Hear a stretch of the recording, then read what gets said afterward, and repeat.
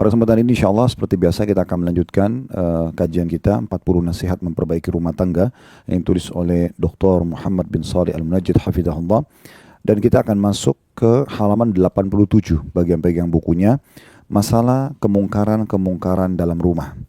Ya, kalau kita bicara masalah kemungkaran berarti pelanggaran-pelanggaran agama. Dan tentu saja rumah itu akan penuh dengan keberkahan di saat penuh dengan ketaatan. Allah Subhanahu wa taala akan berkahi kehidupan seorang suami, seorang istri, anak dengan ketaatan yang mereka lakukan kepada Allah Subhanahu wa taala. Dan juga Allah justru mendatangkan hukuman ataupun mengurangi minimal keberkahan dalam rumah tangga tersebut kalau ada kemaksiatan. Dan karena mereka di bawah satu atap rumah, maka biasanya efek perbuatan satu orang bisa berefek pada yang lainnya. Oleh karena itu seseorang harus memperhatikan poin ini dengan baik-baik, ya. Nah, di sini penulis ingin menitik beratkan tentang hati-hati dari pelanggaran-pelanggaran yang terjadi dalam rumah kita. Dimulai dari nasihat nomor 26. Nah, tentu ini sampai kurang lebih nasihat nomor 36, ya. Berarti ada 10 nasihat berhubungan dengan masalah kemungkaran-kemungkaran dalam rumah. Jadi kita lihat nanti kira-kira berapa poin yang bisa kita selesaikan. Kalau semuanya bisa alhamdulillah, kalau belum berarti beberapa poin, ya. Kita masuk nasihat ke-26, masalah kemungkaran-kemungkaran dalam rumah, yaitu nasihat ke-26, waspada terhadap masuknya kerabat yang bukan mahram kepada istri yang ada di rumah ketika suami sedang tidak ada. Ini luar biasa bahasan ini, ya. Walaupun bagian-bagian buku tidak disebutkan dalil oleh beliau, maka kita akan merincikan insyaAllah bahasan ini, ya. Beranjak daripada hadis Nabi SAW, kalau dua orang laki-laki dan perempuan, ya, duduk berduaan atau berkumpul berduaan, tidak ada orang yang ketiga, maka yang ketiganya adalah syaitan. Artinya syaitan akan berusaha membuat terjadi pelanggaran agama di antara keduanya, ya, selama itu bukan mahramnya, itu kan bukan mahram. Suami istri aja kadang-kadang saling melihat, saling melirik, bisa bangkit syahwatnya. Bagaimana dengan yang bukan mahram, bukan suami di sini maksudnya, ya. Kalau ayah, ibu, tante, paman, ya, tentu yang ayah dan tante ini adalah buat anak laki-laki, ya, ponakan laki-laki misalnya, tamu laki-laki tapi yang mahram.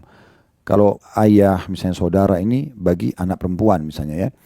Nah, kalau selain daripada mahram ini efeknya besar sekali. Kata Nabi SAW, kalau dua orang laki-laki dan perempuan berdua, maka yang ketiganya syaitan, maksudnya akan menggoda dan merusak keimanan mereka. Dan ada sahabat yang bertanya begini, bagaimana dengan hamu? Hamu itu maksudnya adalah ipar. Ipar masih punya hubungan kerabat, ya. Dan mungkin sering interaksi dengan ipar yang lainnya gitu, ya. Misalnya adik istri, adik suami, atau adik atau kakak suami, ya. Semua ini akan sangat dekat tentunya, ya.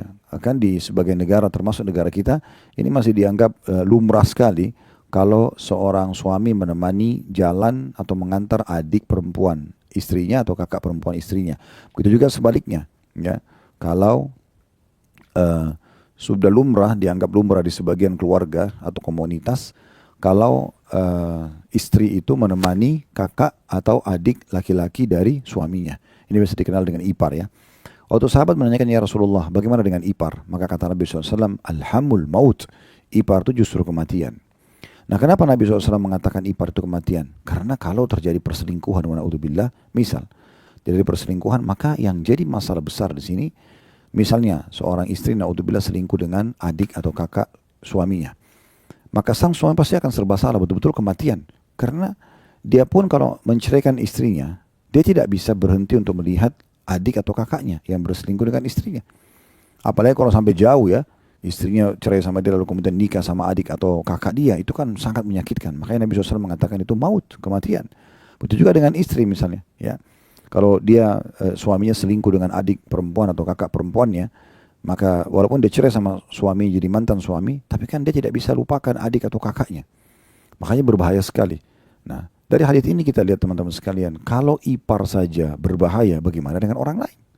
Ya, bagaimana kalau seorang wanita muslimah hanya berduaan dengan supirnya, hanya berduaan dengan tukang kebunnya, hanya berduaan dengan tamu, apakah itu sahabat suaminya atau tetangganya, dan dia sendirian di rumah, maka itu efeknya besar sekali, ya, berbahaya sekali. Oleh karena itu Syekh Muhammad Munajjid hafizahullah menitik beratkan poin ini. Pelanggaran ini harus betul-betul dihindari, ya, dan tidak boleh ada dalam rumah sama sekali. Jangan sampai ada kerabat Yang dibahas ini bahkan kerabat ya. Sini masuk dalamnya ipar ya. Atau sepupu ya. Yang bukan mahram sebenarnya. Mereka punya hukum rahim, kekerabatan tapi bukan mahram. Dikatakan termasuknya kerabat yang bukan mahram kepada istri. Ya, yang ada di rumah ketika suami sedang tidak ada. Berarti kalau suami ada kan berbeda. Ada mahramnya. Tapi kalau tidak ada, ya, dalam rumah ini berbahaya sekali. Berapa banyak terjadi perselingkuhan dalam rumah tangga karena adik ipar ya atau kakak ipar berinteraksi dengan ya pasangan hidup orang yang menjadi suami atau menjadi istri tadi. Saya subhanallah teringat sebuah kisah, itu kejadian nyata di sahabat dekat saya. Semoga Allah jaga beliau ya. Saya sudah lama sekali tidak ketemu. Waktu saya masih kelas 3 SMA di kota Madinah. Semoga Allah jaga kota itu dengan kemuliaannya. Dan beliau adik kelas saya, kelas 1 SMA waktu itu. Tapi di Saudi ini orang kalau bicara SMA, apalagi kalau orang asing itu tidak harus umurnya umur SMA ya. Waktu itu kalau tidak salah bahkan beliau lebih tua dari saya 1 atau 2 tahun. Dan beliau sudah berumah tangga. Masya Allah, satu kamar dengan saya cukup lama ya. 1 tahun waktu itu kami digabungkan antara satu kamar itu beberapa negara ya. Beda negara supaya tetap menggunakan bahasa Arab. Nah kebetulan beliau dari Pakistan dan inisial A gitu ya. Maka saya ingat betul waktu itu badannya sangat kekar, orangnya gagah, Masya Allah, pintar berprestasi di sekolah ya, juara lah gitu ya. Kemudian setelah 1 tahun, kampus kami menggilir lagi kembali, dipindahkan kami ke asrama atau building asrama yang lain, sehingga berpisah lah. Gitu. Saya bertemu sesudah setahun lagi kalau tidak salah sesudah itu. Saya lihat dari jauh kok mirip dengan dia gitu, tapi ragu gitu karena kurus banget orangnya. Ya, luar biasa gitu, dia kayak orang yang berubah total pokoknya ya. Kayak orang yang ceking banget gitu ya, kurus banget, kayak ada lagi masalah berat gitu. Lalu saya dari jauh, saya dekatin, lalu saya ucapkan salam, dia jawab salam, saya tanya, ya saya sebut namanya, lalu dia mengatakan iya benar. Terus saya bilang Masya Allah, atau saya bilang Subhanallah, ada masalah apa? Ya, saya bilang Subhanallah, ada masalah apa kok? Kamu berubah sekali gitu, berubah sekali kayak kelihatan lebih tua, badannya kurus banget gitu ya. Dia bilang saya menghadapi masalah yang berat banget. Bisa nggak saya kunjungin kamu nanti di kamar untuk cerita? Saya bilang silahkan. Datanglah dia akhirnya cerita dengan saya. Saya ingat betul itu. Lalu kemudian dia cerita, ternyata permasalahan dia adalah, kan kami kalau kuliah di Madinah itu, kami boleh pulang dapat tiket gratis tahun sekali. Di liburan besar biasanya ya, setelah ujian, biasanya selepas haji. Maka pada saat itu, atau di waktu itu, saya tidak tahu sekarang ada perubahan di kampus kami, setahun sekali kita pulang kalau beli tiket sendiri. Maaf, kalau dapat tiket dari kampus gratis. Tapi kalau mau pakai tiket sendiri, maka boleh setiap 6 bulan. Ya, semester pertama bisa pulang, nanti semester yang kedua bisa dapat tiket gratis. Yang penting syaratnya waktu itu lulus. Syaratnya waktu itu lulus gitu ya. Nah, subhanallah dia pada saat itu cerita sama saya karena dia pulang, dia sudah menikah dan dia pulang setahun sekali. Dia bilang baru aja dia pulang tahun itu, ya mungkin beberapa bulan sebelum itu dia pulang. Kemudian dia bilang ya, saya kaget karena istri saya duduk sama saya, lalu kemudian dia berterus terang. Dia mengatakan ada yang ingin saya sampaikan, saya terbebani dengan ini. Dia bilang selama kamu sekolah di Madinah, sebagaimana kamu tahu saya tinggal satu rumah sama ibu kamu dan sama kakak kamu, ada kakaknya teman saya ini sudah menikah juga, tinggal satu rumah. Ada istrinya sebenarnya gitu kan. Tapi rupanya syaitan menggoda si kakaknya teman saya ini untuk menggoda istri adiknya. Dan kata istrinya, saya terus bertahan dengan keimanan saya sampai akhirnya satu waktu saya luluh juga. Dan terjadilah perselingkuhan. Maka teman saya ini betul-betul shock pada saat itu. Dan dia serba salah. Dia mau ceraikan istrinya. Istrinya dia cintai sekali. Ya. Bahkan kalau salah itu sudah punya anak satu. Dia mau marah sama kakaknya. Ini kakak kandungnya. Jadi serba salah gitu. Apa yang harus dia lakukan? Maka akhirnya saya tanya, lo apa yang kamu ambil keputusan? Saya bilang saya ceraikan istri saya. Dan saya sekarang pulang ke Madinah, udah saya nggak mau tahu lagi tentang keadaan kakak saya, dia bilang. Dan itu bagaimanapun kejadian itu terserah, yang penting saya sudah tidak bersama lagi. Terus saya kasih saran untuk saya bilang, kalau begitu segera menikah saja. Untuk mengobatin kesunyian dan rasa sakit hati itu kan. Dan yang paling bagus karena dia sekarang lagi di Madinah, dia cari orang-orang Pakistan juga yang tinggal di Madinah. Dan alhamdulillah dia bilang, ya saya terfikir begitu. Dan pada saat itu dia memang berpikir sudah mau melamar seorang wanita di Madinah. Tapi setelah itu saya tidak pernah ketemu lagi. Cuman pelajaran yang bisa kita ambil, memang betul-betul ipar itu luar biasa. Ya, mematikan kalau terjadi naudzubillah perselingkuhan. Nah begitu juga dengan orang lain. Ya tadi sudah saya bilang sepupu. Di Indonesia ini sepupu itu dianggap saudara gitu kan. Ya, kami pernah berkunjung ke rumah salah satu orang gitu. Pada saat itu ada janjian dan saya waktu sampai depan pintu rumahnya saya pikir memang hanya mau bertemu dengan saya gitu ya. Pas saya salam, dia sengaja ruang tamu lagi penuh orang banyak, bercampur laki-laki dan perempuan gitu. Nah, terus kemudian saya langsung menahan diri masuk ke rumah karena saya waktu itu dipersilakan masuk, saya duduk di depan saja di teras. Lalu saya dipersilakan masuk, saya bilang saya nggak usah masuk, nggak apa-apa. Kira-kira apa hajatnya tinggal disampaikan. Nah, terus dia bilang, oh nggak apa-apa kok Ustaz, ini semuanya saudara-saudara. Loh, setahu saya dia bersaudara cuma 3 orang, tapi di situ ada banyak, mungkin ada 7-8 orang gitu. Saya bilang bukannya bersaudara cuma 3 orang. Dia bilang iya, tapi itu adalah saudara-saudara saya itu keluarga. So saya tekankan lagi, maksudnya apa saudara-saudara?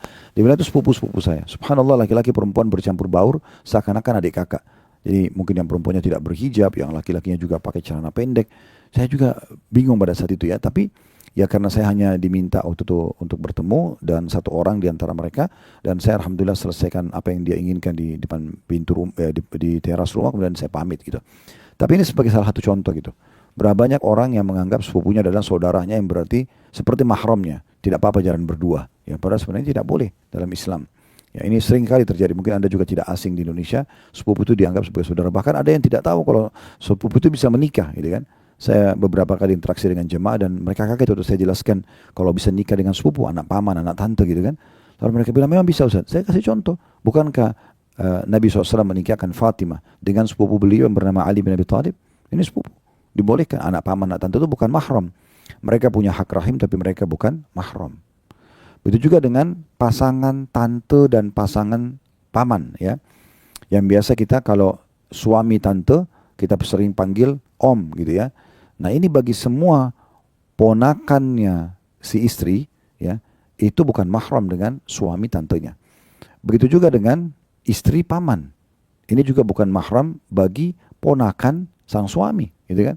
Yang biasanya di Indonesia orang tetap salaman, tetap menganggap itu sebagai tantenya. Padahal sebenarnya kalau bercerai dengan tante atau paman bisa sangat bisa menikah dengan ponakan mantan pasangan. Nah, itu juga perlu digarisbawahi gitu ya.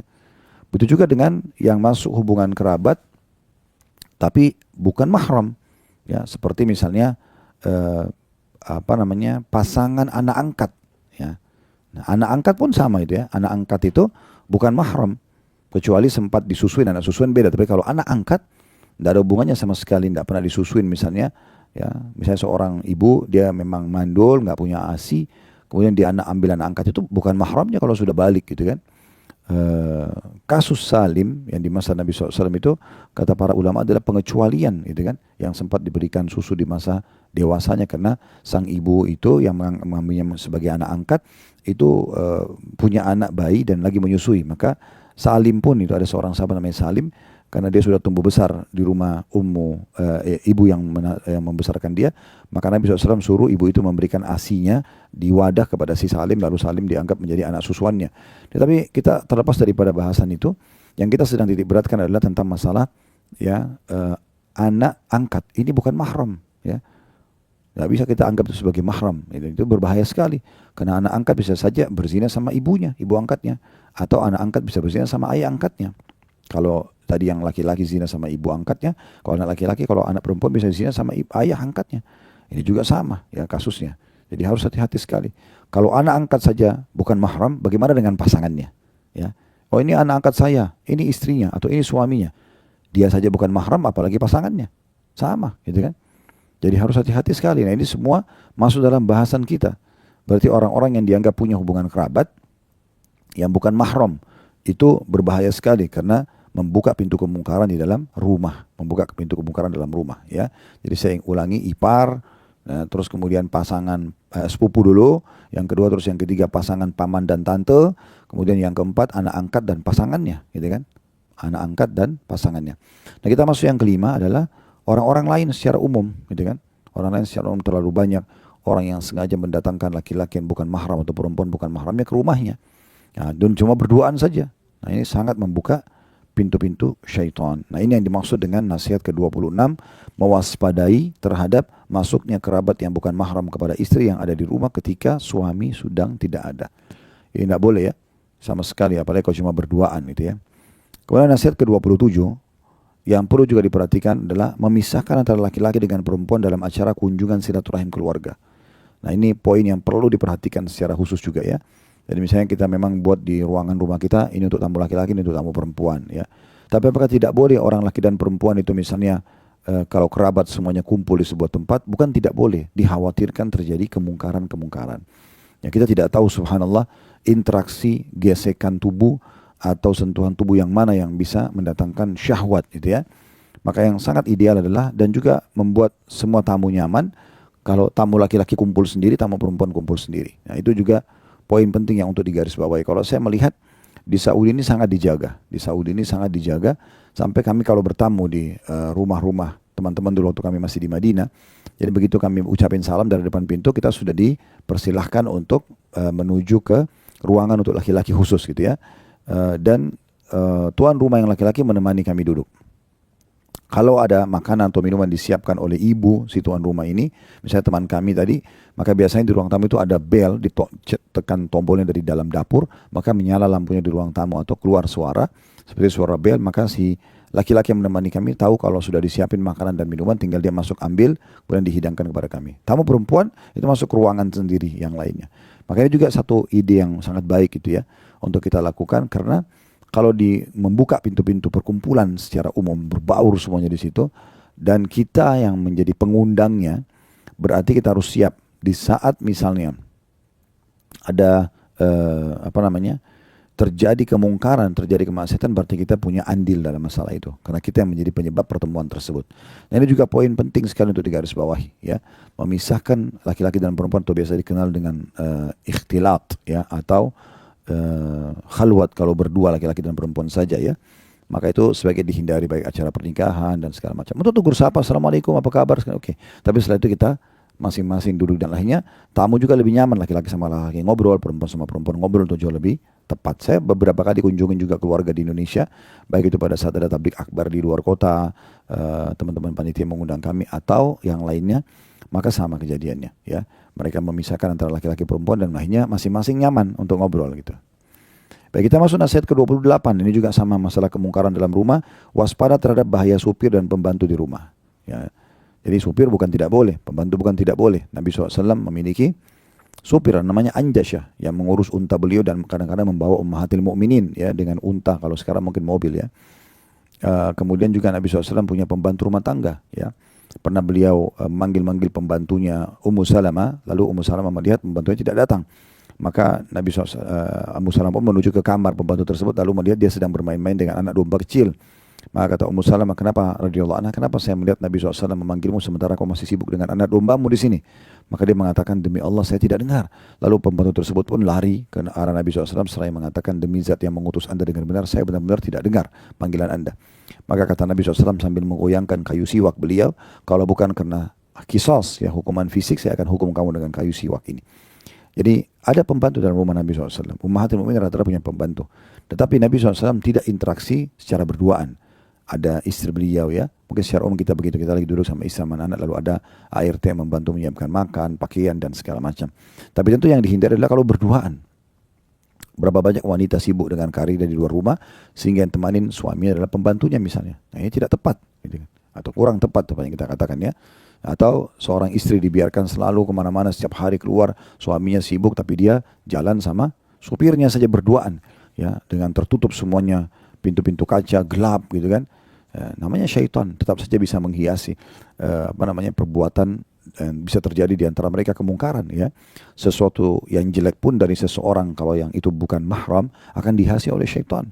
Kalau nggak salah ada sebuah asar yang menyebutkan itu ya, kalau seseorang melihat ke arah wajah, ya misalnya mata, hidung, bibir, wajah lah secara umum dari wanita atau laki-laki yang bukan mahramnya, maka syaitan akan menghiasinya. Kalau dia tertarik, ya sudah tercantol lah. Kalau tidak, maka akan pindah ke anggota tubuh yang lain sampai ada rasa tertarik dengan salah satu dari anggota tubuh yang cukup membuat itu memicu terjadi naudzubillah perzinahan atau perselingkuhan. Nah ini yang perlu digarisbawahi baik-baik. Jadi kalau bisa memang tidak berduaan atau menghindari masalah khalwatnya ya atau berduaannya. Nah ini yang dimaksud dengan nasihat nomor 28. Sementara nasihat nomor 29, keluarkanlah orang yang bersikap kebanci-bancian dari rumahmu. Nah ini juga ada hadis disebutkan bahwasanya ada seorang laki-laki di masa Nabi SAW itu seperti ini, lebih cenderung seperti gemulai kayak wanita padahal dia laki-laki ya. Maka Nabi SAW suruh keluarkan dari kota Madinah ya.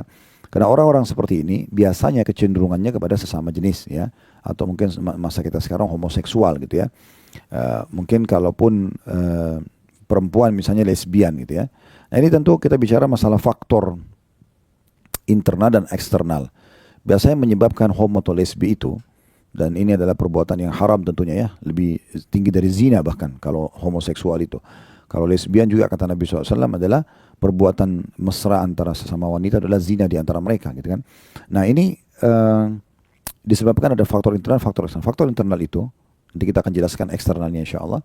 Internalnya itu biasanya karena mungkin kalau bukan kedua orang tuanya pelaku perbuatan seperti ini, misalnya memang bapaknya homo atau ibunya lesbian, anak-anak memperhatikan biasa mereka interaksi dengan sesama jenisnya sehingga tertanamlah di alam bawah sadar mereka ternyata itu perbuatan yang positif, karena apapun yang dilihat dari orang tua pastikan anak-anak akan menciplaknya gitu kan. Nah, atau memang faktor juga kejiwaan, misalnya ada suami istri dikaruniai 2 orang anak dan mereka berharap sekali dapat anak yang ketiga laki-laki. Dikasihlah oleh Allah SWT laki-laki, lalu dia membiarkan anak laki-laki yang bungsu ini bermain dengan anak perempuannya dengan cara perempuan, kayak didandanin, dipakein jilbab misalnya, dipakein gamis wanita ya. Maka ini harus ditegaskan. Saya melihat pernah anak laki-laki saya masih kecil dipakein baju perempuan sama kakak perempuannya gitu ya. Saya langsung tegur dengan sangat tegas di depan istri saya pun saya ingatkan, ini nggak boleh, sama sekali nggak dibolehkan. Ya karena nanti akhirnya baru dijadikan bahan tertawaan. Jadi anak kecil yang laki-laki ini merasa bangga ya. Itu berbahaya sekali. Jadi dia berpikir nanti dia kalau tumbuh besar dengan cara kakak-kakaknya yang perempuan, berarti nanti akan muncul homoseksual karena dia merasa dia lebih suka dengan laki-laki bukan suka dengan perempuan. Begitu juga dengan lesbian sama. Kalau misalnya contoh ada suami istri dapat dikaruniai anak 2 orang laki-laki, kemudian berharap sekali punya anak perempuan, dan Allah kasih anak ketiga misalnya perempuan, lalu dia biarkan anak perempuan yang bungsu ini bermain sama kakak laki-lakinya dengan cara laki-laki lah, gulat-gulatan mungkin, atau melakukan kegiatan yang anak laki-laki biasanya lebih aktif gitu ya daripada anak perempuan, sehingga anak perempuan yang bungsu tadi ini, anak yang ketiga ini, itu merasa dirinya sebagai laki-laki, dan ini yang menyebabkan munculnya lesbian secara internal. Nah secara eksternal itu tentu juga ini ada internal juga ada masalah nanti di nasihat ke-30 ya, masalah waspadahi bahaya film. Nah ini juga akan kita singgung nanti insya Allah setelah ini ya. Itu juga berbahaya sekali efek-efeknya, termasuk masalah internal lesbi dan homoan karena nonton film-film yang tidak benar yang mengajarkan tata cara menyukai sesama jenis gitu kan. Apakah itu kartun atau cuplikan langsung biologis ya, yang memang hukumnya tidak boleh dalam agama. Kemudian faktor eksternalnya adalah pergaulan. Makanya kita harus betul-betul jeli dan teliti selalu mendoakan agar anak-anak kita dijaga oleh Allah SWT, terutama kalau anak sudah disekolahkan di luar ya. Walaupun pesantren misalnya, tetap saja kita harus mengawasin, nanya, kontrol ya. Apalagi kalau sekolah umum, supaya jangan sampai terjadi. Karena syaitan itu akan mencelakakan anak Adam dengan berbagai macam cara. Bisa dengan lawan jenis, bisa dengan sesama jenis ya. Itu umum sekali. Oleh karena itu harus hati-hati sekali dengan pergaulan ya. Jangan sampai anak-anak kita cenderung dengan sesama jenisnya gitu ya. Bahkan kalau perlu alhamdulillah di masa sekarang sudah mulai berkembang sekolah-sekolah yang lebih islami ya. Maksudnya laki-laki sendiri, perempuan sendiri seperti pesantren-pesantren itu sudah sangat bagus. Sehingga jarang sekali interaksi dengan lawan jenis. Baik, kita masuk ke nasihat 30 tentunya. Yaitu waspadalah terhadap film. Nah film ini sangat luas ya. Umumnya semua film-film itu diisi dengan cerita-cerita yang fiktif ya. Suami palsu, istri palsu, orang tua yang palsu. Dan sementara satu suami istri atau orang tua dengan anak, maka terjadi salaman, terjadi pelukan, kadang-kadang kecupan dan segala macam hal. Nah ini berbahaya sekali karena kalau ini ditonton oleh anak-anak kita, misal mereka menonton cuplikan suami istri lalu ciuman bibir. Mungkin bagi kita orang yang dewasa itu perbuatan orang dewasa. Oh, kita bahkan mungkin kadang-kadang terpengaruh mengatakan, oh begitu suami istri. Tapi kalau anak-anak tidak seperti itu. Yang mereka rekam adalah, oh kalau saya sudah dewasa, saya sudah besar, saya harus punya pasangan seperti itu, saya akan lakukan seperti itu. Itu yang direkam oleh mereka. Dan kita harus hati-hati sekali karena tontonan anak-anak ini di masa sekarang luar biasa. Anda orang tua yang paling gampang atau menggampang-gampangi memberikan handphone kepada anak-anak ini harus ada evaluasi, cek handphonenya ya. Saya kadang-kadang anak-anak itu kalau minta handphone saya keras sekali, nggak boleh, tegas sekali, nggak boleh sama sekali. Ya. Boleh, nanti ada umur tertentu di mana mereka sudah lebih sempurna akal pikirannya, ya baru kemudian bisa. Yang masih kecil aja kadang-kadang kalau dipinjamin handphone untuk tonton misalnya kartun-kartun Islami atau ceramah untuk anak-anak misalnya, ya itu kadang-kadang masih lewat iklan, kadang-kadang bisa saya terpengaruh ya. Mereka tiba-tiba nonton kartun yang lain dan itu jauh dari pendidikan Islam. Itu saja di bawah pengawasan, bagaimana kalau tidak diawasi gitu. Ini termasuk bahaya sekali ya. Mungkin di masa sekarang juga dalam masalah interaksi biologis biasanya orang berpikir, oh saya belajar dengan cara melihat film porno misalnya. Nah, ini tidak benar sama sekali. Sama sekali tidak benar. Tidak pernah ada pendapat ulama yang mengatakan belajarlah biologis dari film-film porno itu. Yang ditampilkan di film-film porno atau film apalah yang biasa disilakan dengan orang-orang di lapangan ya, ada blue film dan segala macam istilah yang biasa kadang-kadang digunakan. Semua itu pasti hal yang haram dalam Islam, karena yang digambarkan adalah perzinahan. Kita sudah lihat aurat orang, dosa. Kemudian kita juga bayar, misalnya kita bayar internetnya, berarti kita mengeluarkan uang kita yang akan dipertanggungjawabkan depan Allah hari kiamat gitu ya.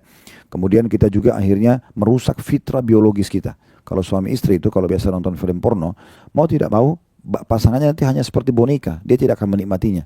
Karena dia terus membayangkan orang yang ada di film tersebut, dan pasti di film itu akan didatangkan orang laki-laki yang lebih kekar, lebih sehat, lebih mahir dan segala macam lah. Perempuannya juga sama. Dan bagaimana bisa suami istri tidak punya rasa cemburu? Suami membiarkan istrinya melihat kemaluan laki-laki lain yang bukan mahram, begitu juga istri membiarkan suaminya melihat kemaluan perempuan lain yang bukan mahram. Ini berbahaya sekali gitu. Sampai ada pernah jemaah yang tanya, dia, Ustaz bagaimana hukumnya seorang suami yang sudah tidak bisa lagi menggauli istrinya kecuali harus buka laptop dan nonton film ini.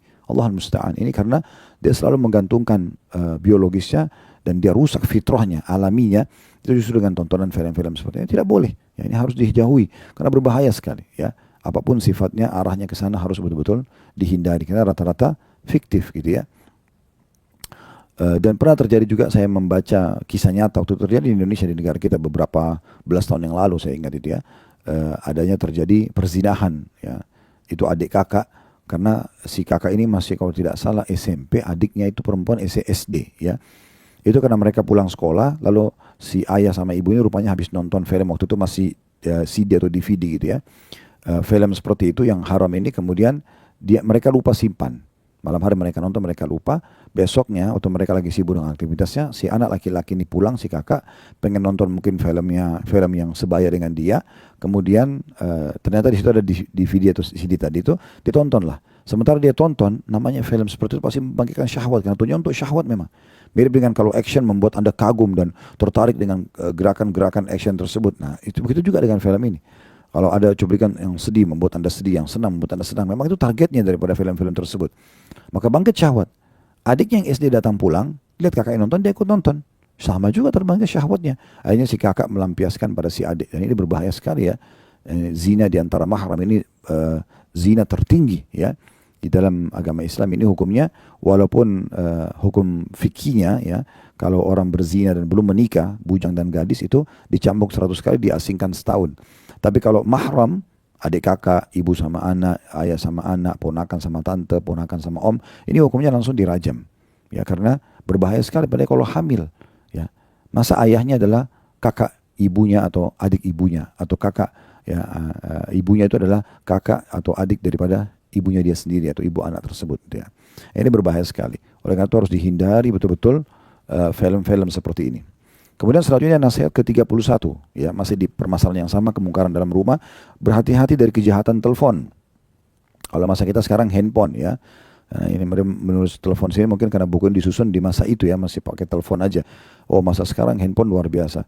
Coba biasakan diri kita, biasakan juga anak-anak kita, biasakan juga pasangan kita agar berinteraksi dengan hal-hal yang dibolehkan dalam agama. Ya, semoga Allah maafkan yang lalu-lalu.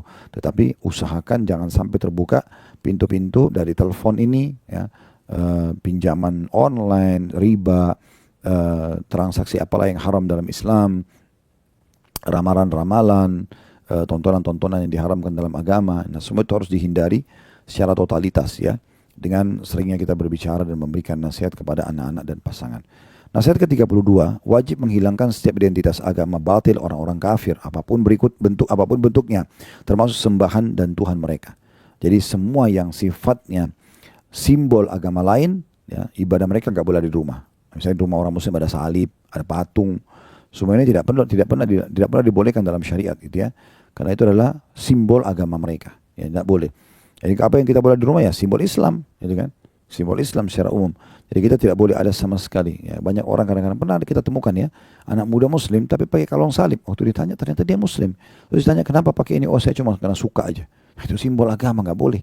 Ya, masih banyak kalung yang ada tulisan Allahnya misalnya ya, minimal itu. Tapi ini kan dia lakukan hal-hal yang seperti ini.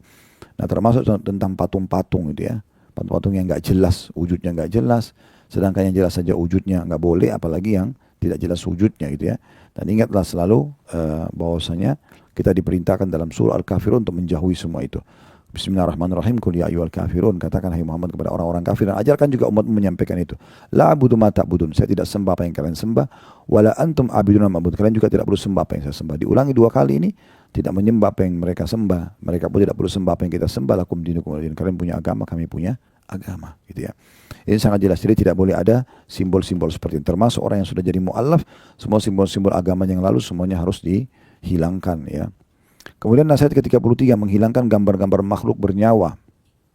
Ini juga cukup banyak larangan-larangan dalam Islam ya berhubungan dengan masalah ini. Di antaranya kata Nabi SAW, siapa yang menggambar makhluk hidup, ya, manusia, hewan misalnya, maka di hari kiamat nanti Allah suruh dia menghidupkan makhluk-makhluk tersebut, memberikan nyawa, dan dia tidak akan mampu. Nah, dia tidak akan mampu. Ya. Lalu Allah memberikan nyawa lalu menyiksanya di neraka. Dan cukup banyak hadis yang melarang tentang masalah ini. Kita sudah pernah juga bahas itu ya di Masjid Blok M di kajian Al-Kabair, dosa-dosa besar. Itu berhubungan hari Rabu seperti ini ya, habis antara Maghrib Isya. Insya Allah nanti malam juga kita akan melanjutkan lanjutan dosa-dosa besar ke 200 sekian ya. Saya lupa nomor urutnya apa, tapi sudah di atas 200-an sekian belas gitu ya. Bahasan dosa-dosa besar. Tapi diantaranya pernah kita bahas tentang haramnya adanya makhluk-makhluk yang berwujud patung dan sejenisnya ini. Ini kita hindari, ya kita hindari. Termasuk kami sarankan foto-foto jangan lagi dipajang di dinding, tapi lebih kepada ya Anda letakkan di album, ya. Kemudian yang ke-34, larangan merokok di rumah. Banyak orang anggap remeh masalah ini. Oh, rokok itu nggak apa-apa kok, mubah lah atau yang sejenisnya. Sebenarnya semuanya tidak benar, ya semuanya tidak benar. Yang benar adalah memang dia cenderung kepada pengharaman, ya. Karena memang hampir disepakati, kalau kita katakan mungkin disepakati lah oleh seluruh negara di muka bumi ini dan seluruh pakar-pakar kesehatan, kalau rokok itu berbahaya, mudaratnya bahaya. Ditulislah menyebabkan hipertensi, menyebabkan impoten, menyebabkan kanker dan segala macam hal. Dan selalu banyak efek-efek negatif kalau kita searching di Google ya, di media lah sekarang. Di rokok pun itu dikira-kira ditulis itu ya penyebab-penyebab itu. Sekarang pemerintah udah ubah dengan rokok bisa membunuhmu. Ini sudah satu kata ini mewakili semuanya. Nah, ini bukan ditulis untuk menakut-nakuti orang, tapi memang betul itu terjadi. Oleh karena itu kita tidak boleh sama sekali teman-teman sekalian. Selain suami misalnya kalau merokok dan istri tidak, maka istri menjadi perokok pasif. Ini lebih berbahaya lagi ya. Berbahaya karena dia belum punya pertahanan tubuh gitu kan. Pernah ada seorang guru SD datang ke satu majelis syekh di Jeddah, di masjid, dan syekh lagi menjelaskan tentang dan Allah menghalalkan thayyibat yang dibolehkan yang baik-baik, dan Allah mengharamkan khaba'ith, hal-hal yang buruk. Lalu syekhnya mengatakan di antara hal yang buruk adalah rokok itu sendiri. Maka kebetulan dia punya satu bungkus rokok di kantongnya, lalu dia mengatakan, Syekh saya mau bertanya, Anda mengatakan tadi masuk dalam firman Allah khaba'ith itu yang buruk yang Allah haramkan adalah rokok. Sementara saya tidak menemukan ada efek negatifnya. Saya sudah sekian tahun merokok, tetap saja saya sehat, istri anak saya sehat, dan seterusnya. Maka saya tidak lihat ada negatifnya. Kata syekhnya, kalau itu betul pendapat Anda, maka saya sarankan sekarang Anda keluar dari masjid, beli rokok yang banyak dan berikan istri dan anak-anak Anda. Walaupun Anda punya bayi, berikan rokok. Maka di saat itu karena orang ini guru, dia pengajar, dia jadi faham kenapa Allah haramkan. Dia lalu keluarkan dari kantongnya, lalu dihancurkan sampai dia mengatakan, hari ini saya faham kenapa rokok itu haram. Kalau dia baik, maka akan diberikan walaupun anak bayi gitu kan. Tapi memang dia tidak baik, dia tidak bisa gitu. Ya. Dan ini sudah sering kami sampaikan di banyak kajian-kajian kami berhubungan dengan masalah sesajen-sesajen yang biasa diberikan kepada jin-jin di gunung-gunung ya. Itu pasti ada rokok. Kenapa ada rokok? Gitu kan. Saya pernah ngerukyah juga salah satu kerabat pada saat dia lagi kesurupan dan teriak-teriak, aduh sakit dan segala macam. Ada satu orang kerabat datang juga, duduk di situ. Pas duduk, tiba-tiba orang yang saya rukyah ini saya saksikan sendiri. Langsung dia tunjuk orang yang baru datang, ini kawan dia bilang. Terus tiba-tiba yang kerabat yang datang ini mengatakan, apa saya? Lalu saya bilang mungkin karena kamu rokok, ya, karena badannya bau rokok gitu, ya. Dan orang ini tersenyum, yang orang kesurupan itu tersenyum melihat apa yang terjadi pada orang tersebut. Nah, sama juga nasihat ke-35, jangan memelihara anjing di rumah. Ini juga ada larangan. Nabi SAW mengatakan rumah yang ada patung dan anjingnya tidak akan dimasuki oleh malaikat. Dan saran kami Anda membeli buku, judulnya itu adalah rumah-rumah yang tidak dimasuki oleh malaikat, gitu kan. Jadi ini memang tentu harus Anda perhatikan agar jangan sampai memelihara anjing ya. Anjing itu dibolehkan hanya untuk penjaga kebun ya, orang yang mengembala domba gitu-gitu ada dikecualikan. Tapi yang ini di rumah maka tidak disarankan, karena tidak masuk malaikat berarti akan ada syaitan. Kemudian yang terakhir yang 36 adalah menjauhi dari menghias rumah dengan aneka warna berlebihan. Ya, maksudnya terlalu berlebihan yang norak ya kalau kita sekarang. Mungkin sengaja supaya rumahnya tampil beda sendiri. Udah, Anda cari warna-warna yang elegan tapi juga tidak buruk gitu ya, tidak buruk. Allahu a'lam. Ini mungkin garis besar dari 10 nasihat yang ada di bab tentang masalah kemungkaran-kemungkaran di dalam rumah. Insya Allah kedepannya kita akan masuk judul baru, bab baru, rumah dipandang dari dalam dan dari luar rumah. Nanti insya Allah akan lebih banyak kita bahas tentang kondisi